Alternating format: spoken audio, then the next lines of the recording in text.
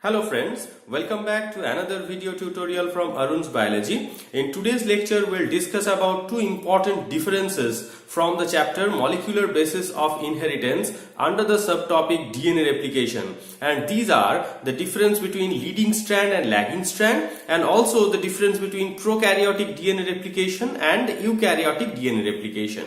In the previous video, we have discussed about a basic mechanism of DNA replication. So, these two differences can be asked as a tag question with the description of DNA replication either in prokaryote or in case of eukaryotes, or in a general way the mechanism of replication, and any of the two differences can be asked in the examination. So, let's begin the topic.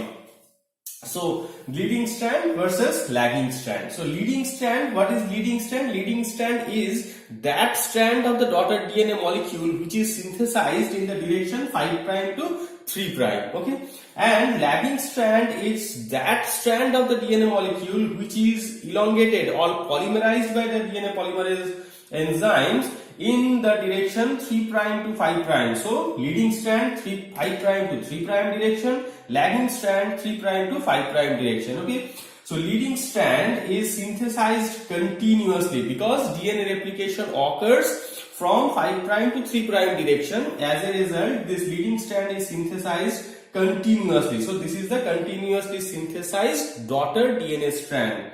And lagging strand is a discontinuously formed daughter DNA strand. So, this synthesis is continuous, here it is discontinuous. As it is continuously synthesized, so one single RNA primer is required for the elongation of this DNA molecule or the DNA strand. That is, the leading strand synthesis requires only a single RNA primer, because at the end, at the initiation of this 5' end, only a single primer is required that gives the 3' OH group, and onto which the DNA polymerase enzyme adds new DNTPs. Okay, and the chain elongates in a continuous fashion.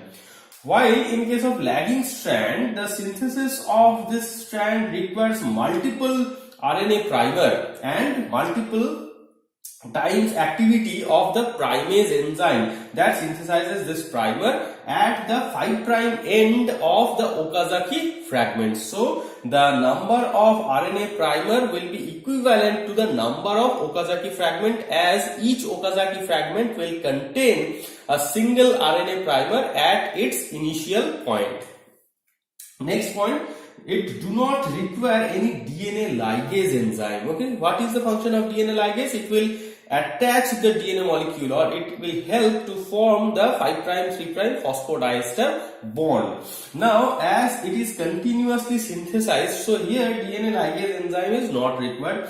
While in case of lagging strand synthesis, multiple Okazaki fragments are formed, and to join this Okazaki fragment or formation of phosphodiester bond between these Okazaki fragment, DNA ligase enzyme is very much required. Coming to the next point, the leading strand synthesis is a rapid process. As it is a continuous synthesis takes place in the leading strand, so this process is rapid, while the lagging strand synthesis is a little bit slower than the leading strand synthesis. Okay, now what is the polarity of the parent DNA molecule in case of leading strand? So, the direction of leading strand growth is 5' to 3'. Okay, as this is a complementary strand to the parent DNA molecule or parent DNA strand, so the polarity of parent DNA strand will be just opposite to this direction, that will be 3' to 5' direction. So, the parent DNA strand will have 3' to 5' direction, while the leading strand will have the 5' to 3' direction. Coming to the lagging strand, the polarity of the polarity of the parent strand will be 5' to 3', as it is having 3' to 5' direction. Okay. Now, coming to the last point, that is single leading strand is formed. So, here only one leading strand, one RNA primer elongated by the DNA polymerase enzyme. So, one single leading strand is formed, and here multiple small fragmented Okazaki fragments are formed.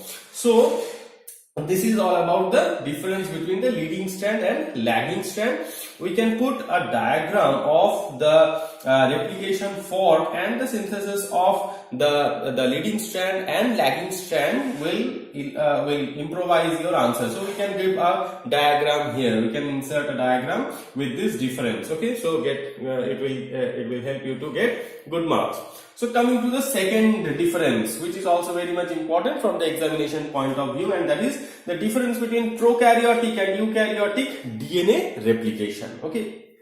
Now coming to the differences. So prokaryotic DNA replication occurs basically in the cytoplasm of the cell because the prokaryotes do not have a definite nucleus, while in case of eukaryotes it occurs inside the nucleus itself. Now prokaryotes, it has a single origin of replication. We have already discussed this in the previous video also. Okay, so it is having a single origin of replication, while in case of eukaryotes there are multiple origin of replication. Okay, so ori A, B and C and like so on. So coming to the third point, the DNA polymerase 3, as prokaryotes have, we know, 3 different polymerase enzyme, 1, 2 and 3. So DNA polymerase 3 is the main enzyme which performs both the initiation of DNA replication as well as the elongation of DNA replication. While in case of eukaryotes, so it is a little bit complex mechanism in case of eukaryotes, the DNA replication, and for that purpose it has different enzymes for different functions.